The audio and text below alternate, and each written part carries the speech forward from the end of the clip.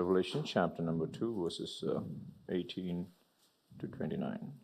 ప్రకటన గ్రంథం 2వ అధ్యాయం 18 నుండి 29 వరకు గల వచనాలు. To the angel of the church in Thyatira write, these are the words of the Son of God, whose eyes are like blazing fire and whose feet are like burning bronze. I know your deeds, your love and faith, your service and perseverance, and that you are now doing more than you did at first. Nevertheless, I have this against you. You tolerate that woman Jezebel, who calls herself a prophet. By her teaching, she misleads my servants into sexual immorality and the eating of the food of sacrifice to idols. I've given her time to repent of her immorality, but she is unwilling. So I'll cast her on a bed of suffering, and I will make those who commit adultery with her suffering intensely, unless they repent for ways. I will strike her children dead, then all the churches will know that I am he who searches hearts and minds, and I will repay each of you according to your deeds. Now I say to the rest of you in Thyatira that to you who do not hold to her teachings and have not learned Satan's so-called deep secrets, I will not impose any other burden on you, except to hold on to what you have until I come. To the one who is victorious and does my will to be the end, I will give the authority over the nations, that one will rule them with an iron scepter and will dash them into pieces like pottery, just as I have received authority from my Father.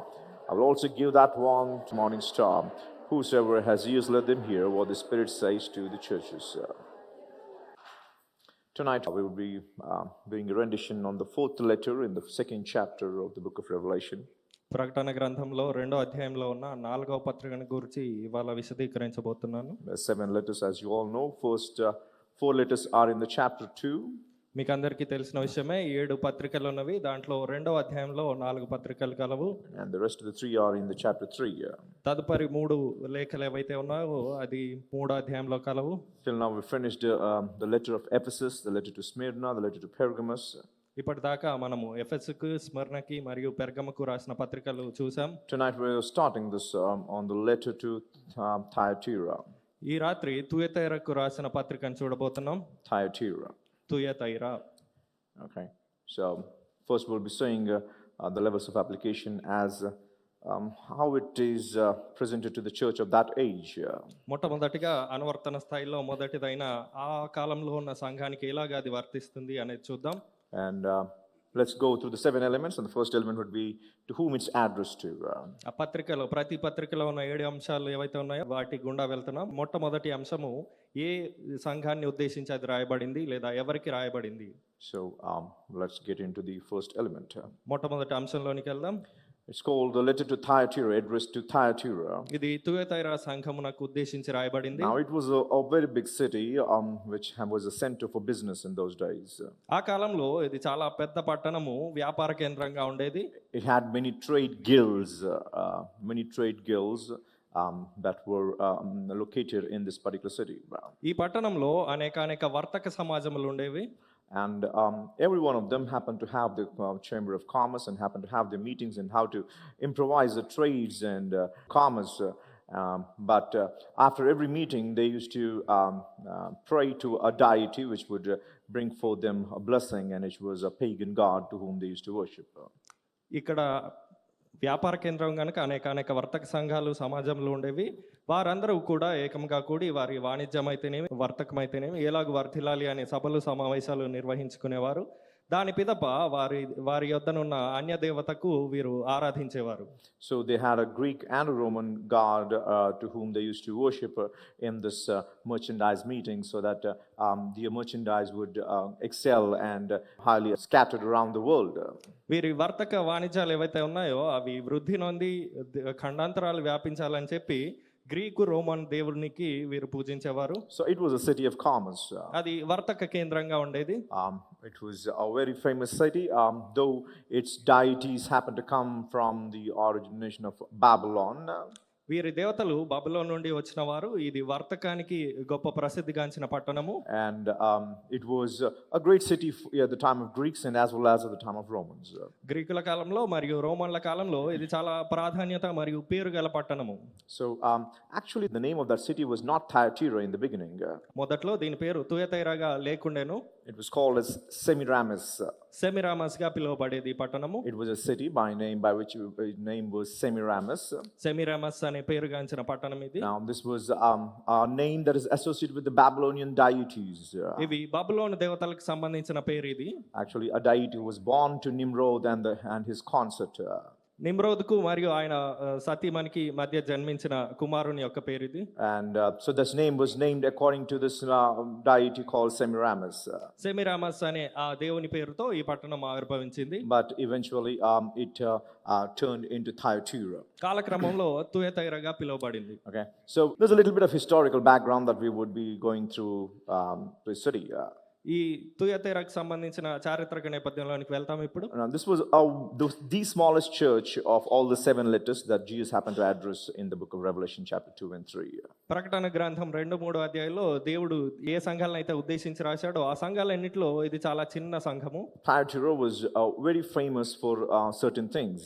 Thyatira కొన్ని విషయాలకి చాలా పేరుగాంచింది. One was the commerce, as I told you. ఇంతకు ముందు చెప్పిన రీతిగా ఒకటి వర్తక వాణిజ్యానికి. But in particularly it was also a great city for dyeing the garments, and especially in a color of purple. వస్త్రాలకి ఊదా రంగు వేసే పట్టణంగా ఇది ప్రాముఖ్యం చెందింది. And if you know, the word purple or the color purple represents royalty in all of the ancient times. పూర్వకాలం అంతటా కూడా ఈ ఊదా రంగు ఏదైతే ఉందో అది రాజరికానికి గుర్తై ఉన్నది. The finest fabrics were dyed into this purple color so that it would be sent to different kings and different emperors around the world. So this was a big city, and especially happened to have a specialization in dyeing into a purple robes. మన్నికైన వస్త్రాలన్నిటికీ కూడా వీరు ఈ ఊదా రంగు జోడించి లేదా ఊదా రంగు పూసి ఈ ఖండాంతరాల్లో ఉన్న రాజులందరికీ పంపేవారు. ఆ రీతిగా ఇక్కడ ఊదా రంగు వస్త్రాలకి ఇది ప్రసిద్ధిగాంచింది. In the book of Acts we happen to encounter a lady by name Lydia. అపోస్తల కార్యంలో లిదియా అనే ఒక స్త్రీని చూడగలం. And she happens to have this business of dyeing these robes into purple color. She was a businesswoman and happens to dwell in Philippi but had a trade in Thyatira. ఈ స్త్రీ ఎవరైతే ఉన్నారో ఆమె ఫిలిపియాలో నివసించేది, కానీ ఆమె వర్తకం అనేది తుయతీరలో ఉండేది. ఈమె కూడా ఊదా రంగు వస్త్రాలు చేసేది. She was one of the greatest financiers for Apostle Paul throughout his mission trips, because she was a famous woman and a wealthy woman who happened to have the same kind of trade in dyeing these purple robes. ఈమె ఈ ఊదా రంగు వస్త్రాల వ్యాపారంలో ఉంది. చాలా ధనవంతురాలు ఈమె. అపోస్తలుడైన పౌలు చేసిన పరిచర్యలో ఈమె ఆయనకి ప్రముఖంగా లేదా అత్యంత ఎక్కువ స్థాయిలో ఆయనకి ధన సహాయం చేసేది. Whatever it is, in history we do not have any great record or much records that this particular church of Thyatira happened to go through any kind of tribulations or any kind of persecution in the church age. చరిత్రలో ఎలాంటి ఆధారాలు లేవు. సంఘకాలంలో ఈ Thyatira సంఘం ఏదైతే ఉందో అది హింసల గుండా వెళ్ళినట్లుగా ఏ ఆధారాలు లేవు. We never see that it has been really gone through sufferings. ఇది కొన్ని శ్రమలు లేదా ఇబ్బందుల గుండా వెళ్ళినట్లుగా ఆధారాలు లేవు. So that was the background and the history of Thyatira. ఇది తుయతీర యొక్క నేపథ్యము. And it's a city of commerce, and it is a city for purple dyeing robes. ఇది వర్తక వాణిజ్యానికి ప్రాముఖ్యత పొందిన పట్టణం. అది మాత్రమే కాదు, ఊదా రంగు వస్త్రాలు కూడా చేసే పట్టణం ఇది. God is addressing, Jesus is addressing to a church which is busy and happen to have its great business in its trade, and he's addressing to that church which is busy in the business world, yet his words are very prominent to this particular church. Thyatira అనే వర్తక వాణిజ్యాల్లో విరామం లేకుండా ఉన్న ఒక సంఘానికి దేవుడు ఒక పత్రిక రాస్తున్నాడు. చాలా ప్రాధాన్యం గలది ఈ పత్రిక. And that was a name or the address to the church that it was written to. లేఖల్లో ప్రతి పత్రికలోని మొదటి అంశమైన ఏ సంఘానికి రాయబడిందో దాన్ని చూసాం ఇప్పుడు. The second thing is we come to the title of Christ in that church. ఆ సంఘంలో క్రీస్తేమై ఉన్నాడో అనేది మన రెండవ అంశము. దాన్ని చూద్దాం. The first is to whom it's addressed to. మొట్టమొదటి అంశము ఏ సంఘానికి అది రాయబడింది. The second is the title of Christ that's in that church.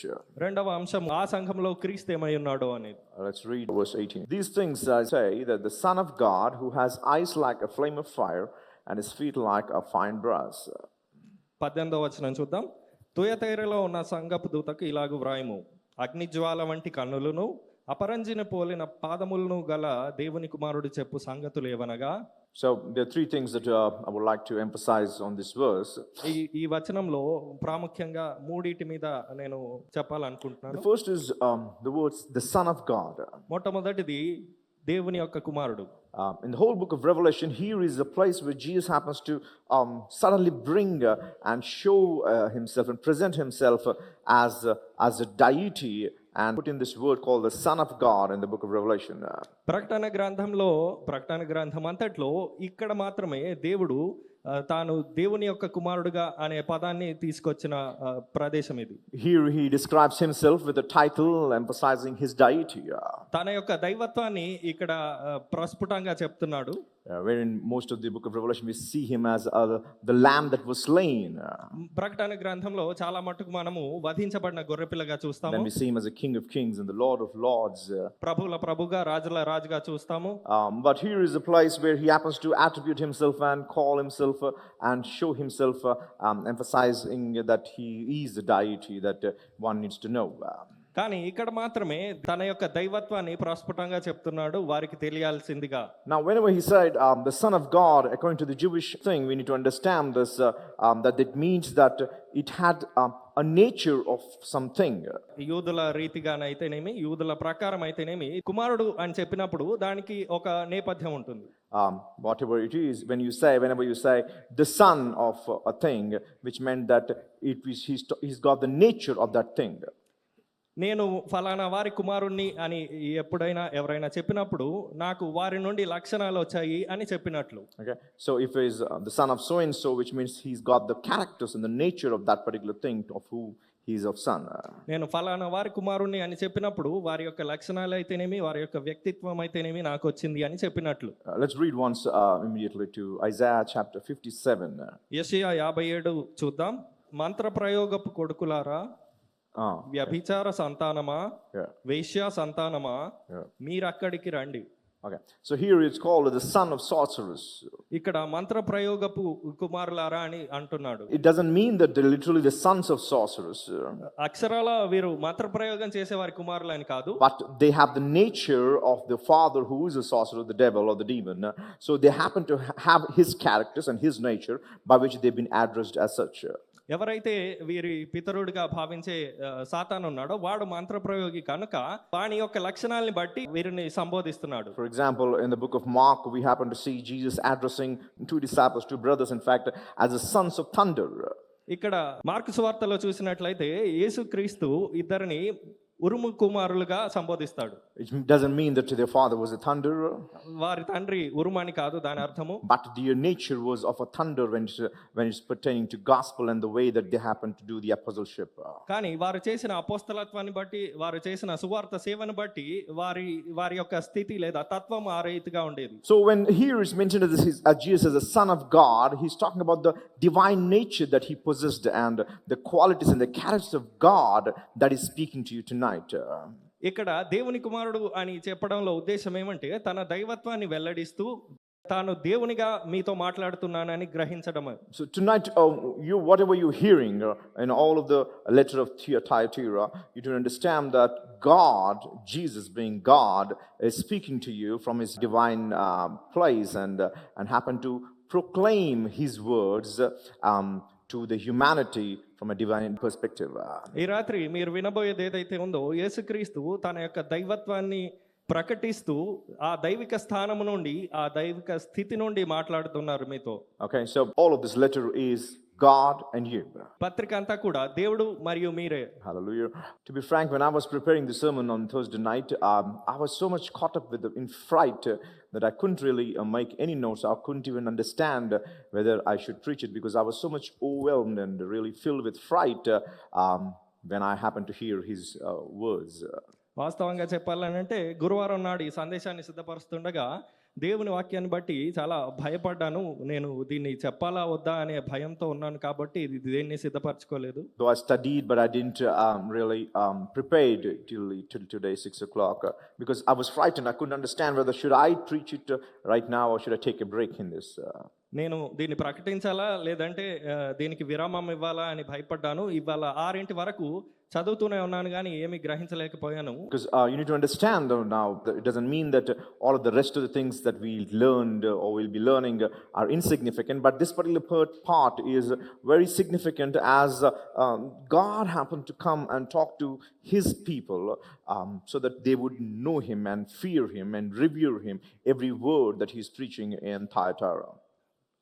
దేవుడు స్వయాన వచ్చి తన ప్రజలతో మాట్లాడుతున్నప్పుడు ఆ దేవుని మాటను బట్టి తన ప్రజలు భయపడాలని దేవుడు దీంతో మాట్లాడుతున్నాడు. ఇప్పటిదాకా చర్చించినవి ఇక ముందు చర్చించబోయేవి అంత ప్రాధాన్యత లేవని కాదు, కానీ దేవుడే స్వయంగా ఇప్పుడు తను తాను దేవునిగా ప్రత్యక్షపరచుకుంటున్నాడు. Now he says that this God, the Son of God, or this deity from heaven, is speaking to you, but he is looking to you with the eyes which were like a flame of fire.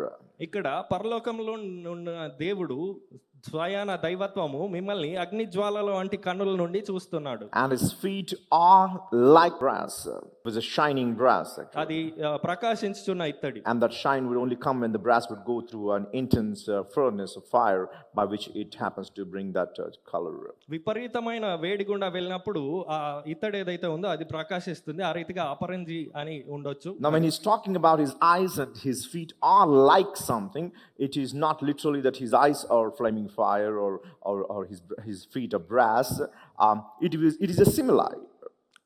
అగ్ని జ్వాలల వంటి కన్నులు అపరంజిని పోలిన పాదములు అన్నప్పుడు ఇలా పోలుస్తున్నప్పుడు అక్షరాల ఆయన కన్నులు అగ్ని జ్వాల వలె ఆయన పాదములు అపరంజి వలె ఉన్నవని కాదు, కానీ ఇది ఒక పోలిక. Even if it says that his feet are brass, even then it would have an allegorical explanation. But here, it's not even an allegorical explanation. He's just a simile that he's using, saying that his feet are like burning brass and his eyes are like a flame of fire. ఇక్కడ పోలిక మాత్రమే పోలుస్తున్నాడు. ఒకవేళ ఆయన పాదములు ఇత్తడి వలె ఉన్నవన్నను దానికి ఒక సారూప్యత ఉంటుంది, కానీ ఇక్కడ కేవలం పోలిక మాత్రమే పోల్చాడు. If you remember in the book of Revelation chapter 1 verse 14 and 15 also, we happen to have this kind of presentation of Jesus Christ when Jesus himself revealed to John at the Isle of Patmos. పద్మాసు ద్వీపంలో యోహానుకు యేసు ప్రభు తను తాను కనపరుచుకున్నప్పుడు ప్రకటన గ్రంథం 1:14-15 వచనాల్లో సైతం ఇలాగుంది. The same things that we happen to read now. మనం ఇప్పుడు చదివినవే అక్కడ కూడా కనిపించాయి. His eyes are like the flame of fire.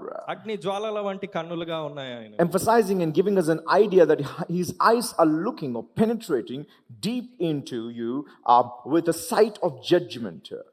దేవుడు మీలోనికి మీ జీవితాల్లోనికి తీర్పు అనే చూపుతో చూస్తున్నాడు. Tonight he is looking at you, where his sight is upon you, but he's not looking at you to cover your sins, or he's not looking at you of what good deeds you did, but his sight is now penetrating deep into your hearts and into your life, and he's looking with the judgmental eyes.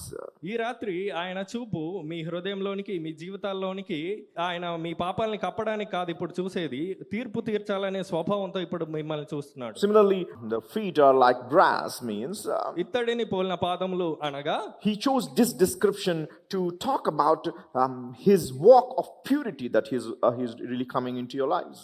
ఆయన మీ జీవితాల్లోనికి ఎలాగైతే శుద్ధంగా వస్తున్నాడో దాని యొక్క పోలిక ఈ ఇత్తడిని పోలిన పాదములు. Because when brass is really thrown into fire, into a refined fire, it happens to bring a polished brass which looks like gold, but it isn't. But still, the greatest the temperature that it happened to be treated in, by which it brings forth the purity of the brass. ఇత్తడి అనేది అతి తీక్షణమైన వేడి గుండా వెళ్ళినప్పుడు అది స్వచ్ఛమైన ఇత్తడి ప్రకాశాన్ని ఇస్తుంది. దాన్ని బట్టి అది ఒక బంగారు వర్ణంలో వస్తుంది. To the ancient world then, brass was one of the strongest metal that was available to them. పూర్వకాలంలో వారికి అత్యంత బలిష్టమైన లోహము ఇత్తడి వారికి అందుబాటులో ఉండేది. So his feet or his walk is now into your lives like very strong and immovable, that you cannot really shift him up. ఆయన మీ జీవితంలోనికి నడిచే నడక చాలా శక్తివంతమైంది, చాలా బలమైంది, మీరు దాన్ని కదల్చలేరు. Now we all know as Christians that we need to have a walk of life in Christ. మనం విశ్వాసులుగా మనకందరికీ తెలిసింది మనము క్రీస్తును పోలి నడుచుకోవాలని. But in the letter to Thyatira, కానీ తుయతీర లేఖలో his sight is fixed upon your deeds. ఆయన చూపు మీ కార్యముల మీద దృష్టి పెట్టబడింది, judging you. మిమ్మల్ని తీర్పు తీరుస్తున్నాడు, He's judging you. మిమ్మల్ని తీర్పు Now, తీరుస్తున్నాడు. need not be in judgment would really literally take you on a bad side, but when he judges, he separates your good deeds and your bad deeds. తీర్పు అనగా చెడ్డ వాటినే తీర్పు తీరుస్తాడని కాదు, ఆయన నీతిమంతుడు గనక మీ మంచి కార్యములని చెడ్డ కార్యములని కూడా తీర్పు So తీరుస్తాడు. here tonight in this scripture, God is happened to have a balance and happened to do the scales by which you've been measured and happened to see and judge where you stand in Him. ఈ రాత్రి దేవుడు ఒక త్రాసులో మీ మంచి చెడ్డల్ని చూస్తున్నాడు, దాని ద్వారా మీరు ఎక్కడ నిలుస్తున్నారో కనబడుతుంది. It's not just what walk of life you have in Christ, but now it's Christ Himself walking into your life to see where you stand. క్రీస్తులో మీ నడక కాదు, క్రీస్తే మీ జీవితంలోనికి ఇప్పుడు నడుస్తూ వస్తున్నాడు, మీరు ఎక్కడ నిలుస్తున్నారో చూడడానికి. See, the church always praises God and makes merry and great sound when we say God is going to bless you tonight. దేవుడు ఈ రాత్రి మిమ్మల్ని దీవిస్తాడు, ఆశీర్వదిస్తాడు అన్నప్పుడు సంఘం అంతా కూడా ఆనందించి సంతోషిస్తారు. When I say God is in your crisis, you really feel so happy and glad that you praise His name. మీ సంక్షోభంలో దేవుడు ఉన్నాడు అని నేను చెప్పినప్పుడు మీరు చాలా సంతోషించి దేవుని స్తుతిస్తారు. So whenever you are in adversity and happens to have great issues of life that you're facing through, and if I say that you find Jesus in here, it brings solace to your soul. మీరు ఈ ఇరుకుల్లో, ఇబ్బందుల్లో, కష్టాల్లో ఉన్నప్పుడు దేవుడు మీ సంక్షోభంలోనికి మీ యొద్దకు వస్తున్నాడు అని చెప్పినప్పుడు అది మీకు స్వాంతన కలుగజేస్తుంది. But when I say that He's coming into your life to judge you and to scale you, కానీ మీ జీవితంలోనికి దేవుడు మిమ్మల్ని తీర్పు తీర్చడానికి వస్తున్నాడు, మిమ్మల్ని త్రాసులో తూచడానికి వస్తున్నాడు అని చెప్పినప్పుడు we may not welcome Him the way we welcome Him in there. ఇంతకు ముందు ఎలాగైతే సంక్షోభంలో ఆయన్ని ఆహ్వానించామో ఆ రీతిగా ఇప్పుడు ఆహ్వానించము. But despite of the test that we'll be going through, కానీ మనం వెళ్ళే పరీక్ష ఏదైనాను it is significant for us to understand where we stand in our faith and in God. మన విశ్వాసంలో, మన దేవునిలో మనం ఎక్కడ నిలుస్తున్నాం అనేది తెలుసుకోవటం చాలా ప్రాముఖ్యమైనది. Because when God rebukes, we find in the book of the Revelation that whenever God rebukes, it's always attached with the next thing called an exhortation or a revival that happens to follow through. ప్రకటన గ్రంథంలో మనం చూడొచ్చు, దేవుడు ఎప్పుడైతే గద్దించాడో దాని వెనువెంటనే కూడా ఉజ్జీవింపజేసే మాటతో మనల్ని పలకరిస్తాడు. There are some churches which may or not have the rebuke or the concern, but still it has an exhortation. కొన్ని సంఘాలకి ఈ గద్దింపు లేకపోయినను ఈ ఉజ్జీవింపజేసే వాక్యం మాత్రం ఉంది. So when we look at the rebuke, we Christians find it so hard, and we find that it is something that is from the law, and we don't like it. We are grace people, and we think in all kind of manner. But the concern and the rebuke that Jesus happens to proclaim in the book of Revelation is always associated with an exhortation to revive you and to take you to a better level from where you are. దేవుడు గద్దించినప్పుడు మనం ఏమనుకుంటామంటే ఇది ధర్మశాస్త్రం ద్వారా వచ్చింది, మనం ధర్మశాస్త్ర సంబంధులం కాదు, కృపా సంబంధులం అని అనుకుంటాం. కానీ ప్రకటన గ్రంథంలో దేవుడు గద్దించిన ప్రతిసారి మనల్ని ఉజ్జీవింపజేసే మాటతో ఉజ్జీవింపజేస్తాడు. ఎందుకనగా మనల్ని మరొక స్థానానికి దేవుడు తీసుకెళ్లాలని కోరుకుంటున్నాడు కాబట్టి. Listen to church. The pastor of your church may not know all the walks of your life. సంఘమా వినుము, మీ జీవితపు నడకలు ఏవైతే ఉన్నాయో అవి సంఘ కాపరికి తెలియకపోవచ్చు. The man of God may not know all the secrets of your lives. మీ జీవితంలో ఉన్న మర్మాలన్నీ కూడా దైవజనునికి తెలియకపోవచ్చు. But tonight, కానీ ఈ రాత్రి Jesus, His sight is fixed on you. దేవుని యొక్క దృష్టి మీ మీద కేంద్రీకరించబడింది. His walk is judgmental. ఆయన నడక అనేది తీర్పుతో కూడినది. And He is going to judge you no matter where you stand. మీరు ఎక్కడున్నా సరే ఆయన మిమ్మల్ని తీర్పు And it's తీర్చబోతున్నాడు. very significant that we understand that if we are under the average or below the average or really failing, that we would also have his support, his aid, that we could really come up and be exhorted by Himself. మనము దేవునితో ఎక్కడున్నామా అనేది మనము చాలా అల్ప స్థాయిలో ఉన్నామా, మధ్యమ స్థాయిలో ఉన్నామా, ఉన్నత స్థాయిలో ఉన్నామా అనేది గ్రహింపు ముఖ్యమే. కానీ ఆయన యొక్క సాంగత్యము, ఆయన సహవాసము మనకి అవసరం. ఎందుకనగా మనమున్న స్థితి నుండి ఇంకా పైకి ఎదగడానికి. So I may not know your secrets. మీ మర్మాలు నాకు తెలియకపోవచ్చు, I may not know what life you're leading in. మీరు ఎటువంటి జీవితం జీవిస్తున్నారో కూడా నాకు తెలియకపోవచ్చు. But His walk is into your life tonight. కానీ ఈ రాత్రి ఆయన నడక మీ His జీవితంలో eyes are ఉంది. focused and fixed on you. ఆయన దృష్టి మీ మీదే కేంద్రీకృతమై ఉంది. So as soon His eyes are fixed and focused and His ways are into you, He starts with a commendation. ఆయన దృష్టి మీపై ఉంచి మీ జీవితంలోనికి ఆయన నడుస్తుండగా ఆయన ఒక ప్రశంసతో మిమ్మల్ని పలకరిస్తున్నాడు. So when people comes into your life and if you have some bad qualities, ప్రజలు ఎవరైనా మీ జీవితంలోనికి వచ్చినప్పుడు వారికి ఏమైనా చెడు లక్షణాలు ఉంటే they directly hit you and talk about those things by which they are really being affected. వారు వేటి ద్వారా ప్రభావితం అయ్యారో ఆ చెడు వాటిని గురించి మాట్లాడతారు. It doesn't matter how good things they might have performed or did to them. మనము వారికి ఎంత మంచి చేసినా కూడా But when some bad things triggers, ఎప్పుడైనా ఒక చెడ్డది ఏదైనా సంభవిస్తే if they do it to us, మనకి వారు అది చేస్తే we forget all the good qualities that or good things that they did for us. మనకు వారు చేసిన మంచి కార్యాలన్నీ మర్చిపోతాం. We focus and cling to those things that they did evil unto us. మనకి ఏదైతే చెడు చేశారో దాని మీద మాత్రమే దృష్టి ఉంచి దాన్ని మాత్రమే ఎప్పుడు చూస్తూ ఉంటాం. But now tonight Jesus is in here as a judge and happens to get into your life and his eyes are fixed upon you and he's balancing your scales, but yet no matter what bad you possess, he comes up with a good report first. ఈ రాత్రి దేవుడు మీ జీవితం మీద దృష్టి ఉంచి తీర్పరిగా మీ జీవితంలోనికి నడుస్తున్నా కూడా మీరు ఏ స్థానంలో ఉన్నను, మీ త్రాసులో మీరు ఎటువైపు తూచబడినను ఆయన మిమ్మల్ని ఒక పలకరింపు, ఒక ప్రశంసతో కూడిన పలకరింపుతో వస్తున్నాడు. There may be some things that triggered so evil to him by your deeds. మీ కార్యాలని బట్టి ఆయనకి చాలా చెడు తగిలి ఉండొచ్చు మీ ద్వారా. But as he enters and tries to balance your scales, then the only first thing that comes to his mind is the good deeds that you did. కానీ మీ జీవితంలోనికి తీర్పు తీర్చాలని, త్రాసులో మిమ్మల్ని తూచాలని వచ్చినను కూడా మొట్టమొదటగా ఆయన తలంపులోనికి వచ్చేది మీరు చేసిన మంచి కార్యములు. What a God we have. ఎంత గొప్ప దేవుడు మనకున్నాడు. Who doesn't look at our evil though he's hate those things. మన చెడు ఆయన ద్వేషించినను మన చెడును చూడట్లేదు ఇక్కడ. But he's so faithful to remember your good deeds. మీరు చేసిన మంచి కార్యాలని జ్ఞాపకం చేసుకునే విశ్వాసాన్ని, your cheerful giving. మీరు దేవుని కొరకు ఉత్సాహంతో your ఇచ్చేదాన్ని, service unto him.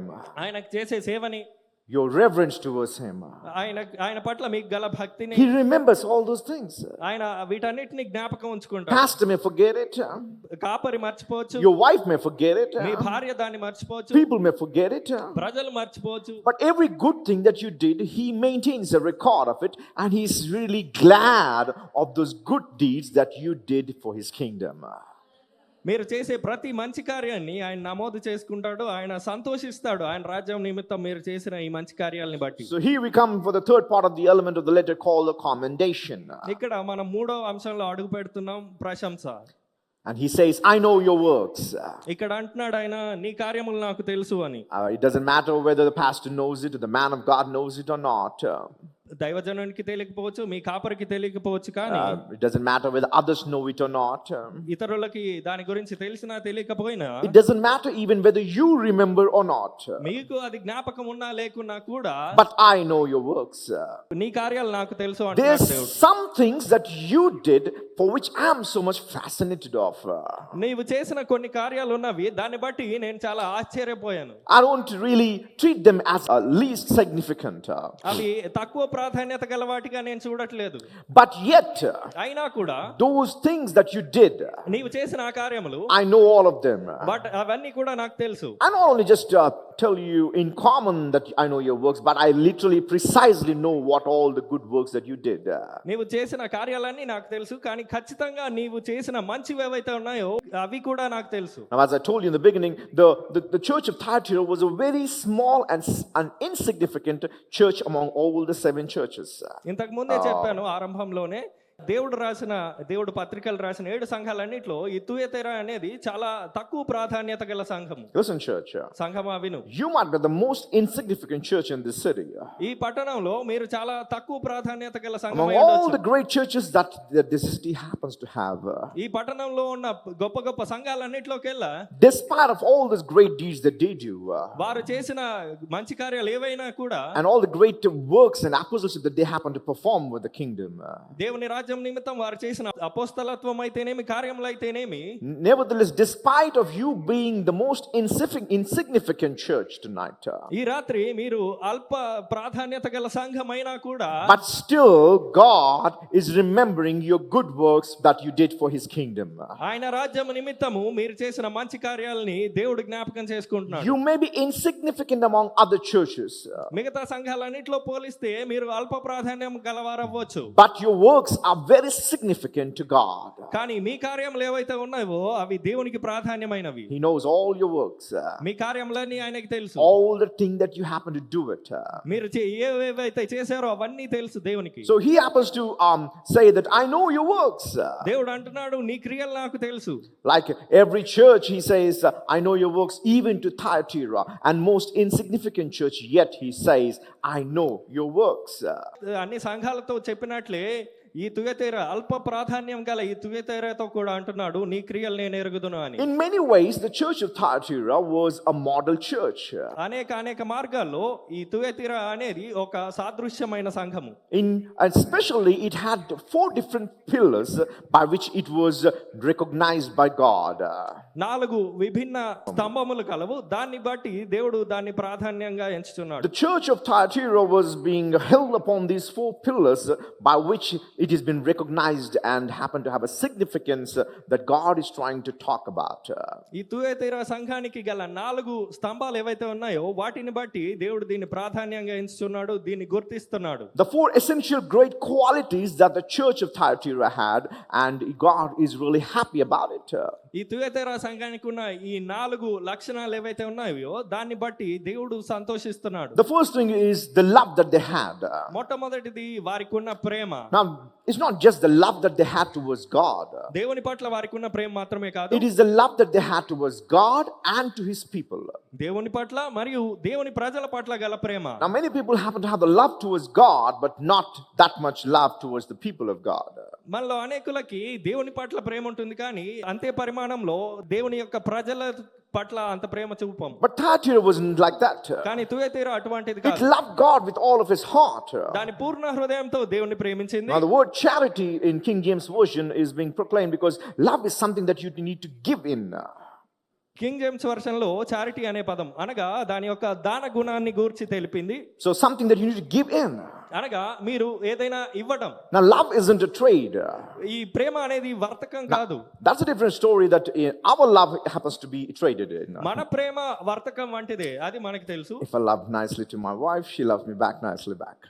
పాస్టర్ గారు ఆయన భార్యను చక్కగా ప్రేమిస్తే పాస్టర్ గారి భార్య ఆయన్ని ప్రేమిస్తారు. If I love you the church nicely, you love the pastor nicely. Pastor గారు సంఘాన్ని ప్రేమిస్తే సంఘం పాస్టర్ గారిని ప్రేమిస్తుంది. But love is not transactional. కానీ ఈ ప్రేమ అనేది ఇచ్చిపుచ్చుకునేది కాదు. Love is something that you give in and pour in without expecting anything unconditional. ఈ ప్రేమ అనేది ఎటువంటిదని అంటే ఒక షరతులేమీ లేకుండా కేవలం ఇవ్వటమే ఉంటుంది, ఏమీ ఆశించడం ఉండదు. Actually, all through the week, I was thinking about the things that I've been pouring into you people. గత వారం అంతా కూడా నేను మీ జీవితాల్లోనికి నేను ఏదైతే కుమ్మరించానో దాని గురించి ఆలోచించాను. Because as you know that I said once, Lord, if it's just 30 members all my life, I'm still glad to save all the 30 souls for your kingdom's sake, because if one happens to be saved, it is such a great merry and celebration that takes place in heaven. If I've got 30 numbers, it is a good one.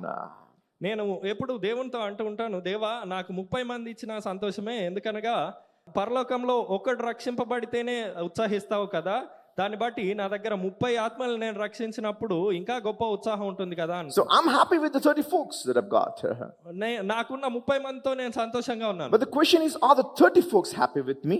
కానీ ఇప్పుడు ప్రశ్న ఏంటంటే ఈ 30 మంది నన్ను బట్టి సంతోషంగా ఉన్నారు. And when I happen to look into every one of you, I find your scales too and balance them in such manner that I find it's hard for me to understand and comprehend that what I pour into is not being really that I could see it back to me. ఆ రీతిగా ప్రతి ఒక్కరి జీవితంలోని తరచి చూసి కొలత వేసినప్పుడు దురదృష్టవశాత్తు నేను మీకు కుమ్మరించిన దానికి ప్రతిగా నాకు వచ్చింది ఏమీ లేదు. I pour into you the love of God, దేవుని ప్రేమను మీలో కుమ్మరించాను. and you do for certain extent.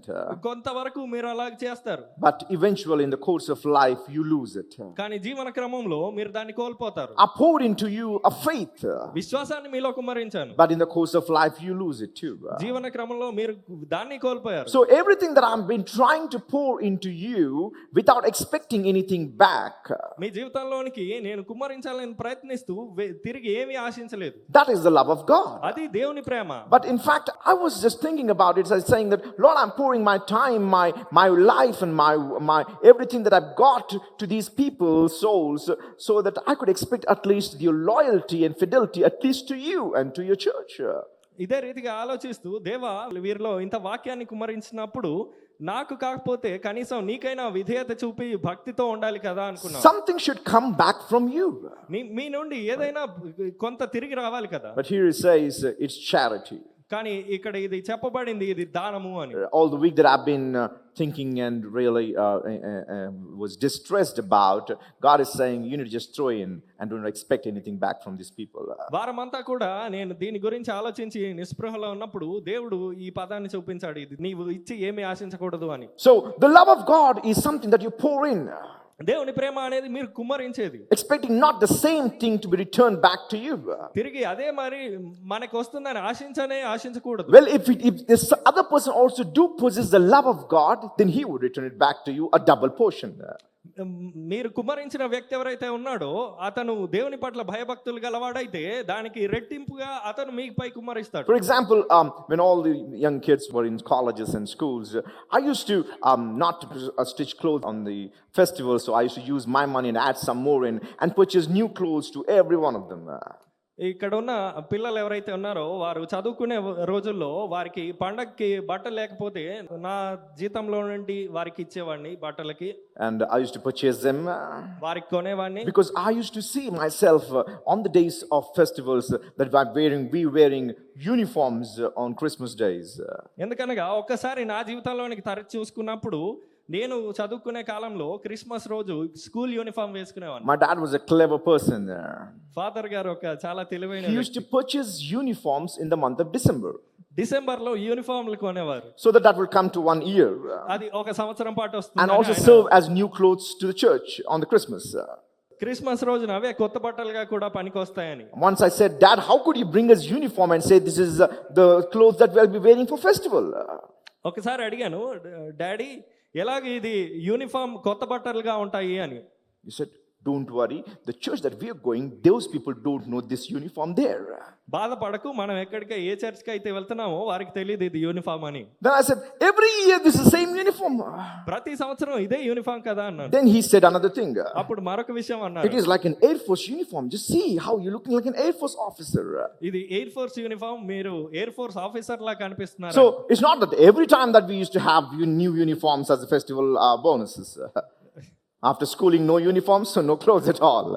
Schooling తర్వాత యూనిఫామ్లు లేవు, అదే రీతిగా బోనస్ కూడా లేదు. So knowing that pain in children's lives, I many times I offered and gave it to them, showing the love of God. పిల్లల జీవితాల్లో నేను ఈ ఎదుర్కొన్న అనుభవాల నుండి నాకు ఈ బాధ తెలుసు కనుక దేవుని ప్రేమను బట్టి వారికి బట్టలు కొనిచ్చేవాడిని. Similarly, అదే రీతిగా I made those people to put in some money and happen to give a gift on everyone's birthday when they celebrate in the church. అదే రీతిగా వారు కూడా కొంత డబ్బులు పోగు చేసుకుని ఎవరిదైనా పుట్టినరోజు ఉంటే వారికి ఏదైనా కానుక ఇవ్వమని ప్రోత్సహించారు. It was not only that I was bringing forth love of God and showing to them. దేవుని ప్రేమను తీసుకొచ్చి వారికి చూపించడం మాత్రమే I was కాదు, also making them to love one another with the same love of God by giving unto others. అదే దేవుని ప్రేమచే ఇంకొకరిని ప్రేమించి వారికి ఏదైనా ఇవ్వాలని ప్రోత్సహించాను. So Thyatira was such a church which had a great love towards God and to his people. తుయతీరా అటువంటి సంఘము దేవుని పట్ల గొప్ప ప్రేమ కలదు, దేవుని ప్రజల పట్ల కూడా అదే ప్రేమను కలదు. The second pillar that it was standing on is the service that it did for the kingdom. రెండవ స్తంభము అది దేని మీద నిలిచింది అని అంటే దేవుని రాజ్యం నిమిత్తం చేసిన సేవ. The first is the love that they had. మొట్టమొదటి స్తంభం ఏదైతే ఉందో అది వారికి ఉన్న ప్రేమ. Then the second is the service that they did. రెండవది వారు చేసిన పరిచర్య. And the third thing that they had is called faith in God. మూడవదిగా వారు చేసిన కార్యము దేవునిలో విశ్వాసము. A great faith that they happened to have, by which the whole church was standing upon. వారికి ఉన్న గొప్ప విశ్వాసాన్ని బట్టి సంఘం యావత్తు దాని మీద నిలిచి ఉంటుంది. So they had love at one end. ఒక పక్క వారికి ప్రేమ ఉంది. They had this service on the other hand. మరొక పక్క పరిచర్య వారికి ఉంది. And here we have the third pillar as the faith. మూడవ స్తంభంగా విశ్వాసం ఉంది. And at the same time, they also possessed a great patience of endurance. అదే రీతిగా వారికి ఒక గొప్ప సహనము, ఓపిక కలదు. So upon all these four characters, the Thyatira was being placed upon. ఈ 4 లక్షణాల మీద తుయతైర సంఘం అనేది కట్టబడింది. It was then what the church of Thyatira was. ఆనాడు తయతైర సంఘం యొక్క స్థితి అది. But if we look at the admonition to all churches tonight, కానీ ఈ రాత్రి అనువర్తన స్థాయిలో సంఘాలన్నిటికీ దానికి పరిశీలిస్తే, if ye are Thyatira, మీరు తుయతైర అయితే you got the same 4 pillars by which God happened to see you, that you do have love and service and patience and faith by which you stand upon. ఈ రాత్రి దేవుడు మీకున్న 4 స్తంభాలు ఏవైతే ఉన్నాయో, మీ ప్రేమ అయితేనేమి, మీ పరిచర్య అయితేనేమి, మీ విశ్వాసము, మీ సహనం అయితేనేమి, దాన్ని బట్టి దేవుడు మిమ్మల్ని ప్రాధాన్యంగా ఎంచుతున్నాడు. He knows everything how you served him. ఏ రీతిగా మీరు ఎన్ని రకాలుగా దేవుని సేవించారో ఆయనకి తెలుసు. In every corner, the way you served him. ఏ రీతిగానైతే అన్ని మూలలా ఆయనకి సేవ చేశారు. Probably you yourself don't remember your services that you did for him. బహుశా మీకే గుర్తుండకపోవచ్చు మీరు ఆయన కొరకు చేసిన సేవ. But he do remember everything that you served him. కానీ ఏ రీతిగా మీరు ఎప్పుడెప్పుడు పరిచర్య చేశారో ప్రతిదీ ఆయనకు గుర్తుంది. He happens to also talk boastfully about the faith that you possessed. మీకున్న విశ్వాసాన్ని బట్టి ఆయన గర్వంగా చెప్తున్నాడు.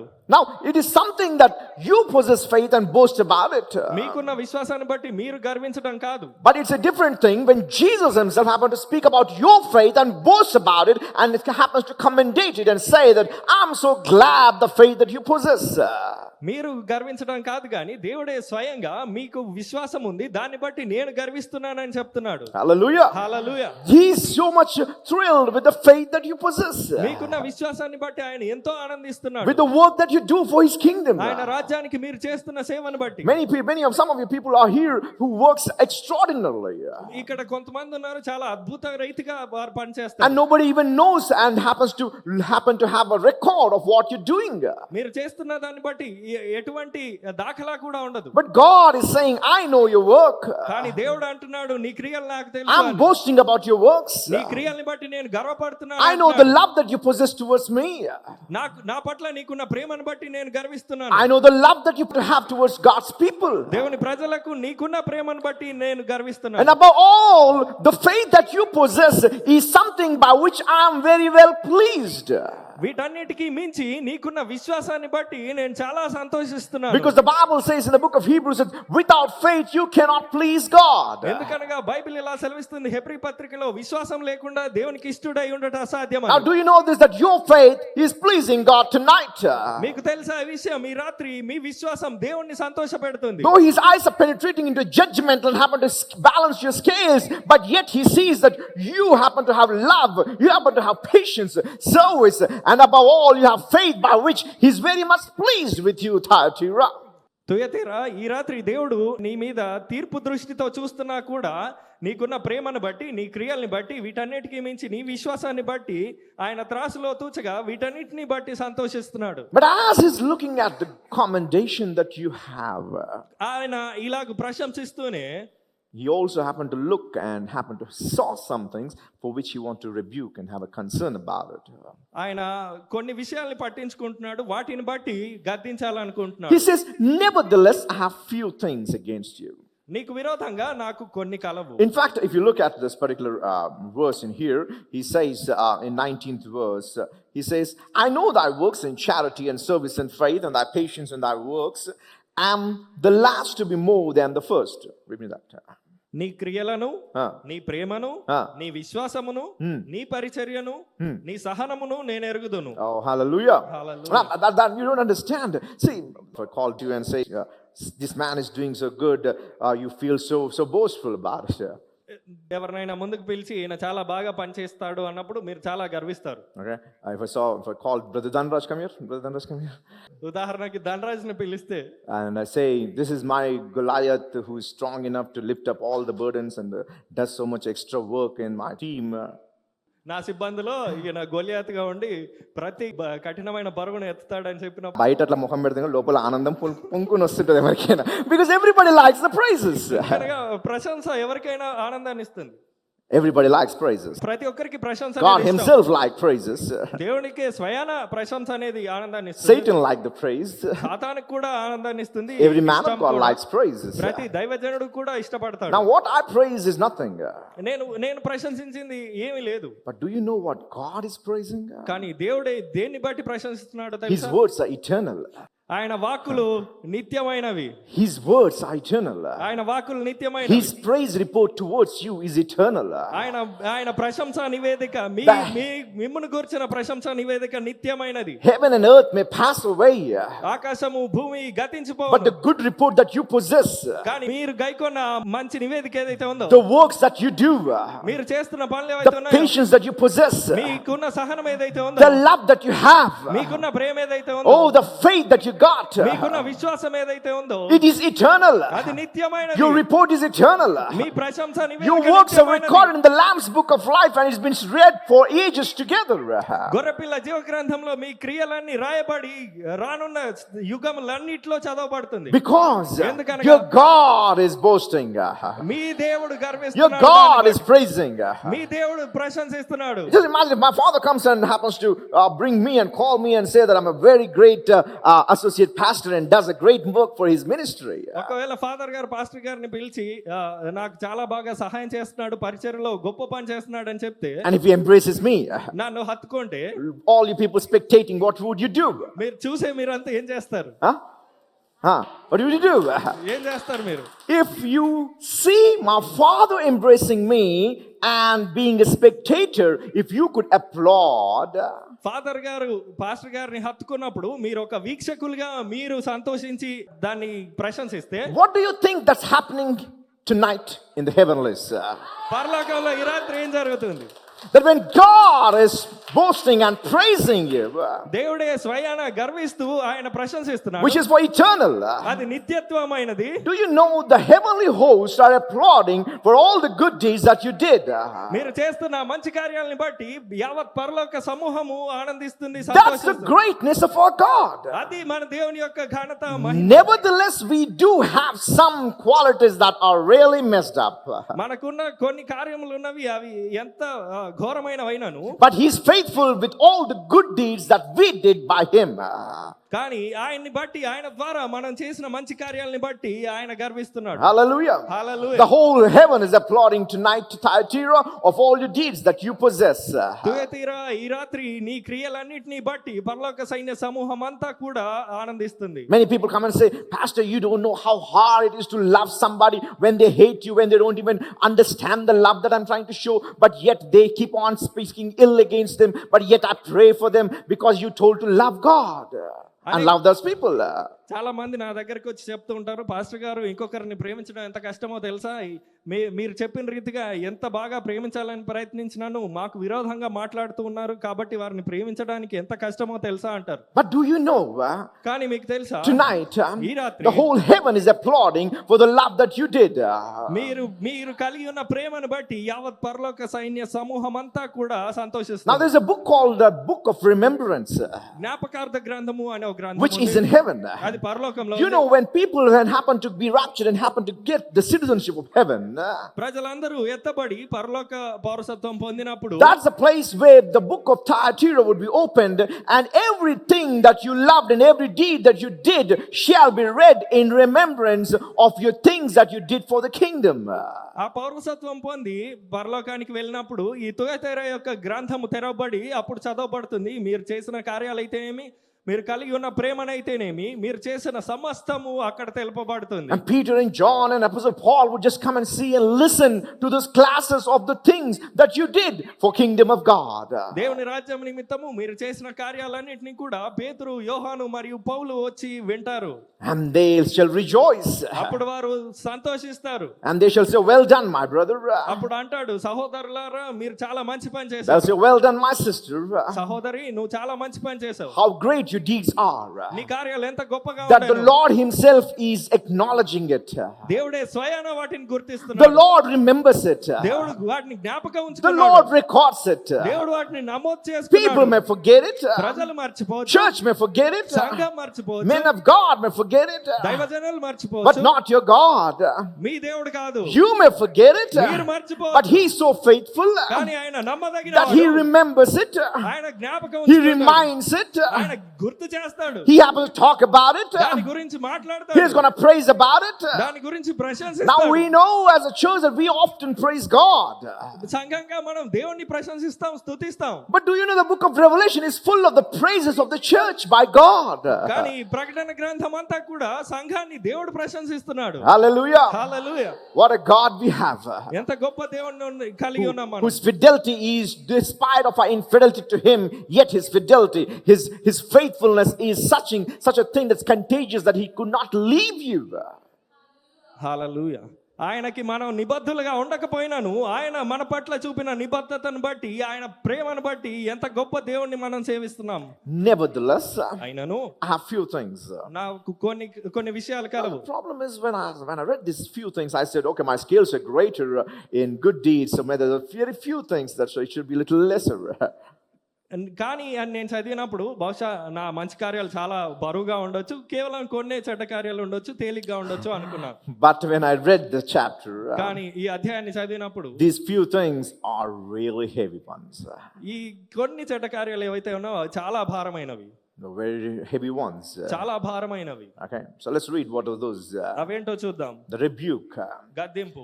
It says, nevertheless, I have a few things against you because you allowed that woman Jezebel.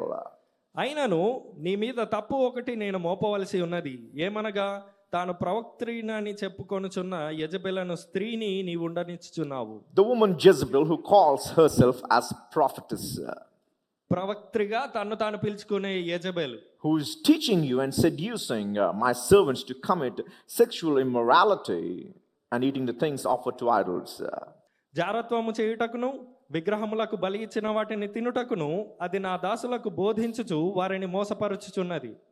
So this is the thing that I'm really unhappy about. దీని గురించి నేను సంతోషంగా లేను. Despite all the good things that Jesus saw in this church of Thyatira, Thyatira సంఘంలో యేసు చూసిన ఈ మంచి కార్యములన్నీ ఉన్నను, there were some problems which are significant in his sight. ఆయన దృష్టిలో కొన్ని తప్పులు ఉన్నవి, అది చాలా The ప్రాధాన్యమైనవి. problems were so big enough for Jesus to say, nevertheless, which meant that despite of all the good, I have few things against you. ఆయన ఇవన్నీ మంచి కార్యాలు ఉన్నను అయినను నీకు విరోధంగా కొన్ని ఉన్నవి అంటున్నాడు.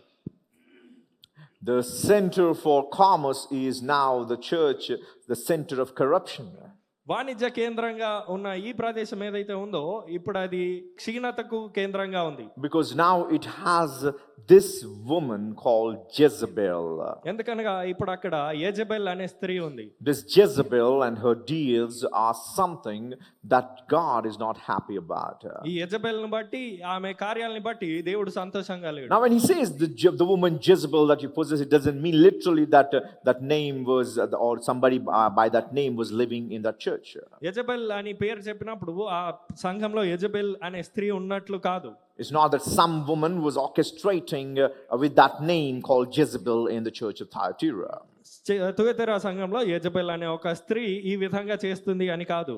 But there was a woman who represented a self-styled prophetess like Jezebel of the Old Testament orchestrating in Thyatira. తుయతైరాలో పాత నిబంధనలో ఎలాగైతే యెజబెల్ ఉందో అలాగే ఈ సంఘములో ఆ స్త్రీ ఇలాగ వ్యవహరిస్తుంది. There is a spirit of Jezebel. Jezebel యొక్క ఆత్మ ఉంది. Now when I say Jezebel, historians, some say that there was a woman who was doing such things, but it need not be just a woman, it could be any man or any woman who are possessed with the spirit of Jezebel. చరిత్రకారులు ఇలా చెప్తారు, అక్షరాల ఒక స్త్రీయే ఉండాలని కాదు, కానీ Jezebel యొక్క ఆత్మ ఒక స్త్రీ ద్వారా గాని పురుషుడి ద్వారా గాని ఈ కార్యాలు జరిగిస్తుందని వారి విశ్వాసం. So just like after the pattern of Jezebel, that woman or that spirit was working in one among the church members, which is deteriorating the church. ఏ రీతిగానైతే యెజబెల్ చేసిందో ఆ ప్రకారమే సంఘములో ఒకరి ద్వారా, ఒక మనిషి ద్వారా అవ్వచ్చు, ఒక స్త్రీ ద్వారా అవ్వచ్చు, ఆ యెజబెల్ యొక్క ఆత్మ ఇటువంటి కార్యాలు చేస్తుంది. So tonight, though it takes a lot of time to really talk about all the works of Jezebel, Jezebel కార్యాల గురించి మాట్లాడడానికి చాలా సమయం but పడుతుంది. few I will talk tonight, and few I shall talk about next week.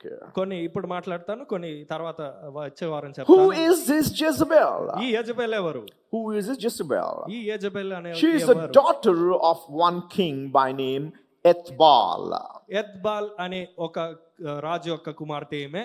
He was a king of Sidon, which is a native of Moab.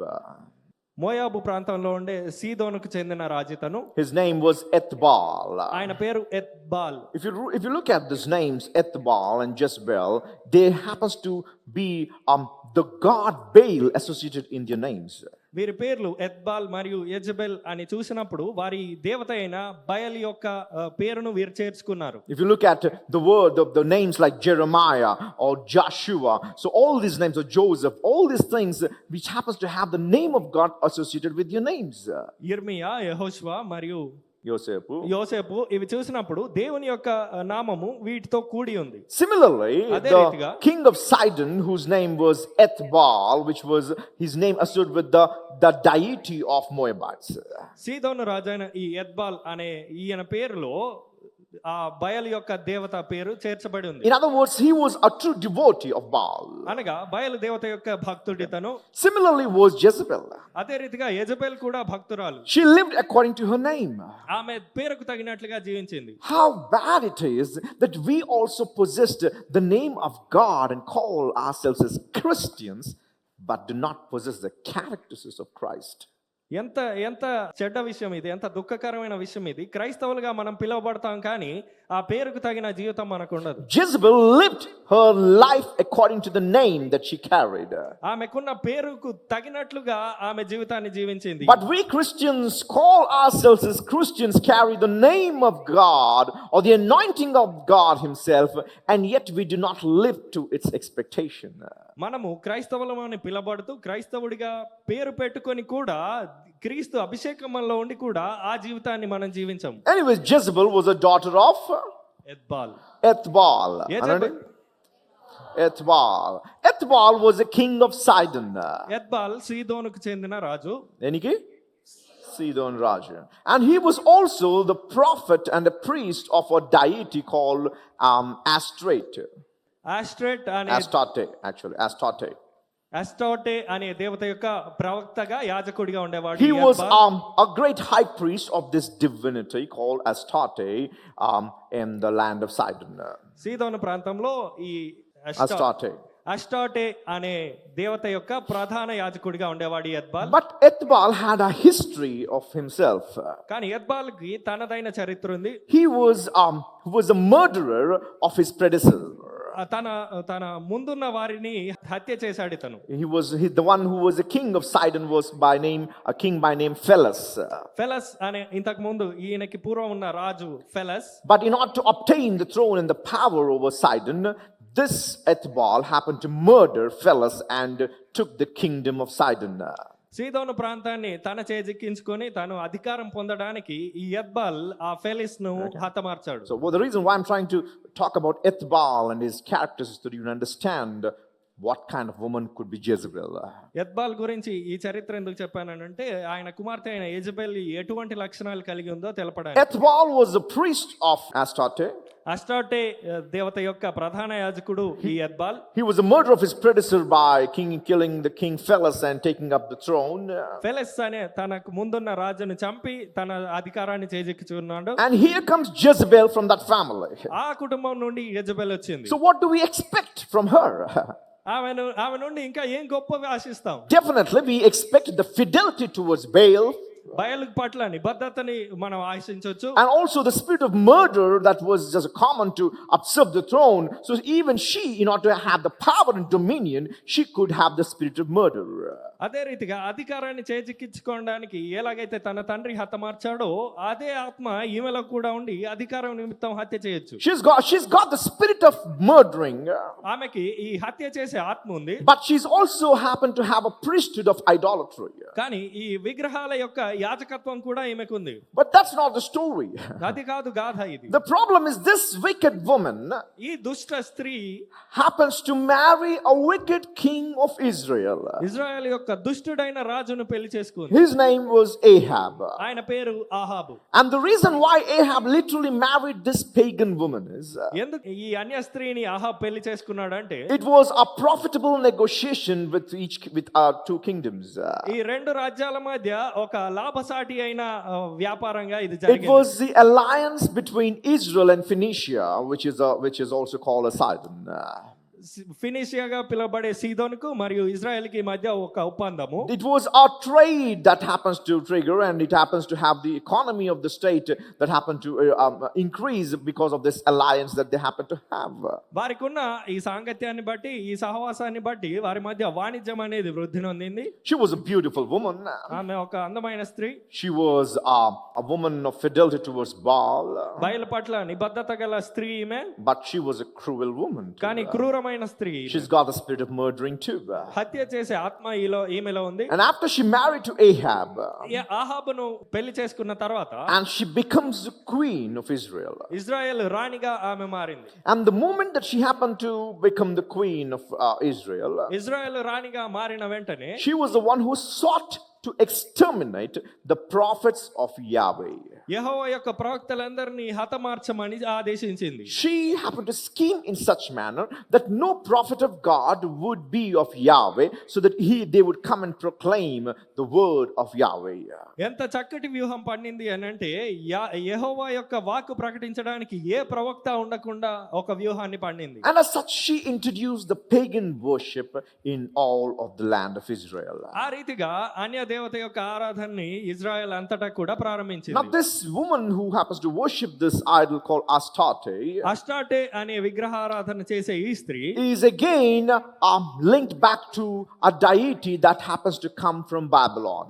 బబులోను నుండి వచ్చే ఒక దేవత విగ్రహాన్ని కూడా పెట్టింది. Now the reason why I'm trying to always bring you in Babylon and show its deities and happens to bring its paganism and try to talk about it, because the word Babylon plays a very vital role in the book of Revelation in coming chapters. ఎందుకు బబులోను నుండి వచ్చిన దైవత్వాలన్నిటిని తీసుకొచ్చి మీకు ప్రదర్శిస్తున్నానంటే ప్రకటన గ్రంథంలో బబులోనుకు ఒక ప్రాధాన్యత కలదు. She and her king Ahab, her husband King Ahab, ushered the worst part of the history of Israel. ఆమె మరియు ఆమె భర్త అయిన ఆహాబు ఇజ్రాయెల్ చరిత్రలో ఒక దుష్టమైన దానికి సాక్ష్యంగా నిలిచారు. In the history of the Old Testament, Ahab, along with his queen Jezebel, ushered a great disastrous works that triggered and happened, and it is remembered for ages. పాత నిబంధన కాలం చరిత్రలో చాలా ఒక క్రూరమైన లేదా దుష్టమైన సంఘటన జరిగింది వీరి ద్వారా. దాన్ని బట్టి ఇజ్రాయెల్ చరిత్ర అంతా కూడా చెప్పుకున్నారు ఆ సంఘటనని. This evil woman ఈ దుష్ట స్త్రీ happens to have many spiritual abominations that she committed. అనేక అతిక్రమములు ఆత్మీయ అతిక్రమములు చేసింది. That brought forth the people of Yahweh from him and made them to worship to the gods of Baal.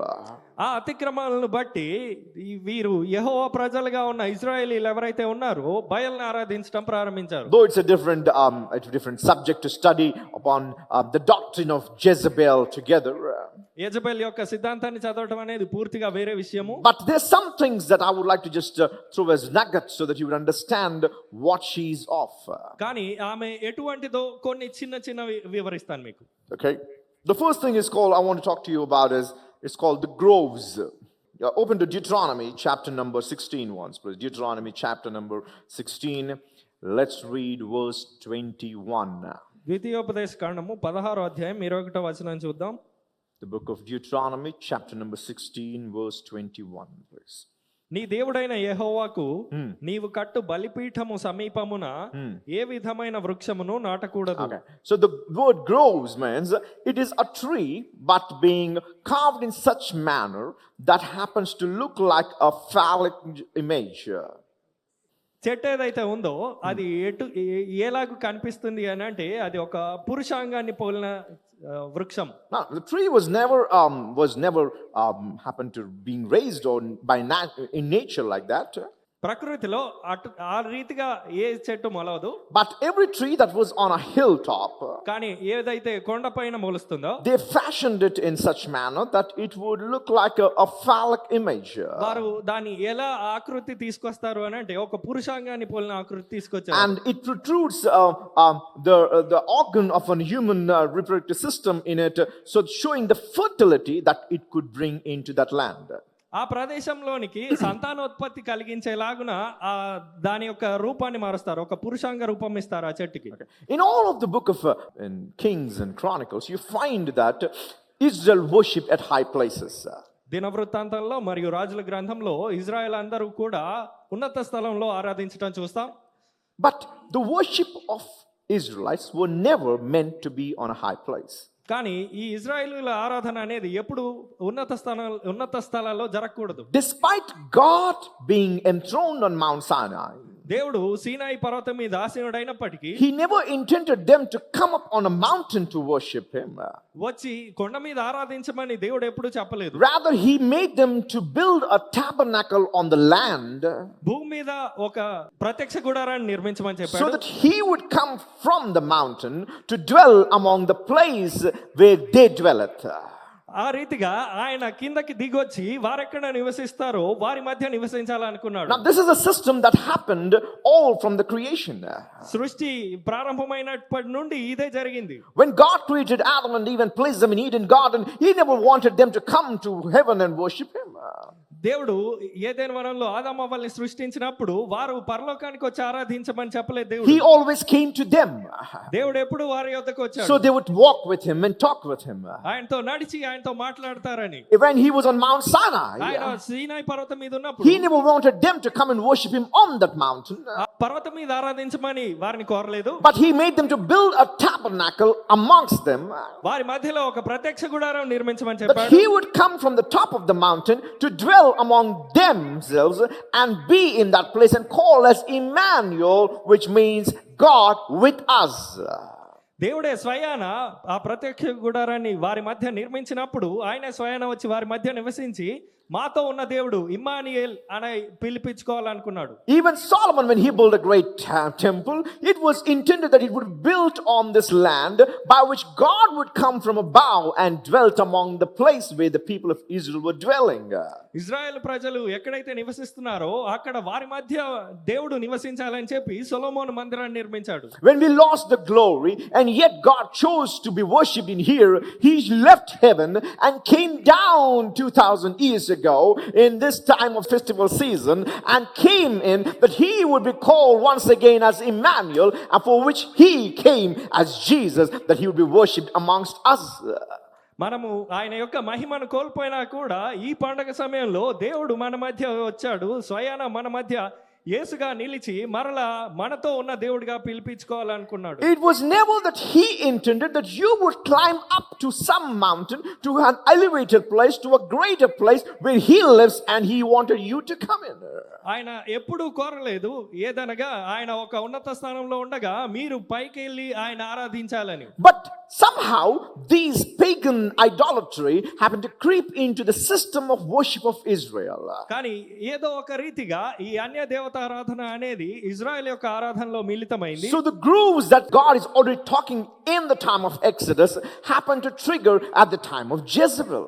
దాన్ని బట్టి ఏ రీతిగానైతే దేవుడు నిర్గమంలో ద్వితీయోపదేశ కాండంలో తెలిపి ఉన్నాడో అది యెజబెల్ కాలంలో జరిగింది. She came in and established the places of worship on high hills and mountain tops.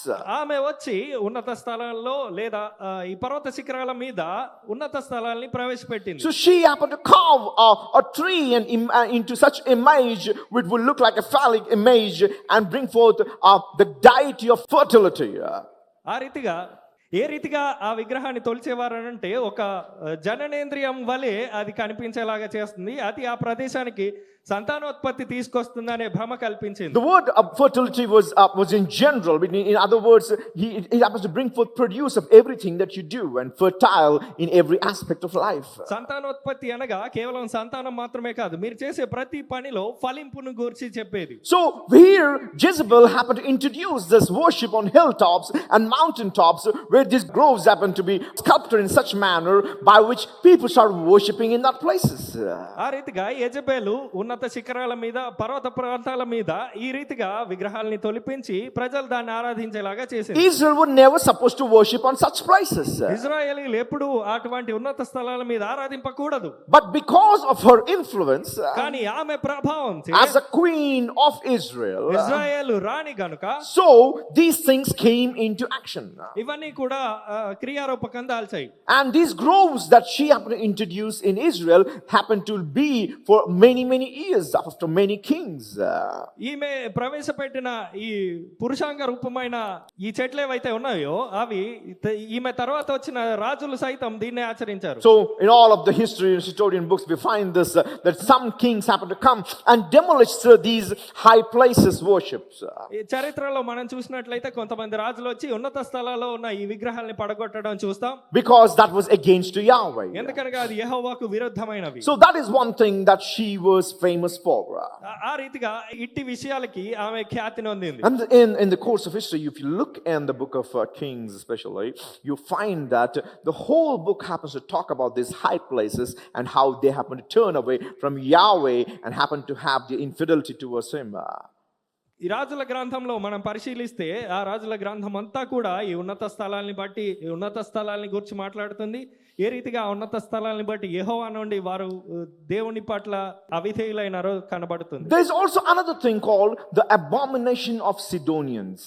సీదోనీయుల అతిక్రమం. The abomination of Sidonians that's famous by which Jezebel had to bring in. ఈ సీదోనీయుల అతిక్రమాన్ని యెజబెల్ ప్రవేశపెట్టింది. Let's read 1 Kings. మొదటి రాజుల గ్రంథంలో చూద్దాం. 1 Kings chapter 11, please. మొదటి రాజులు 11వ అధ్యాయం చూద్దాం. Let's read 32 and 33. 32, 33 చూద్దాం. 1 Kings మొదటి రాజులు 11వ అధ్యాయము 32 and 33. 32, 33 వచనాలు చూద్దాం.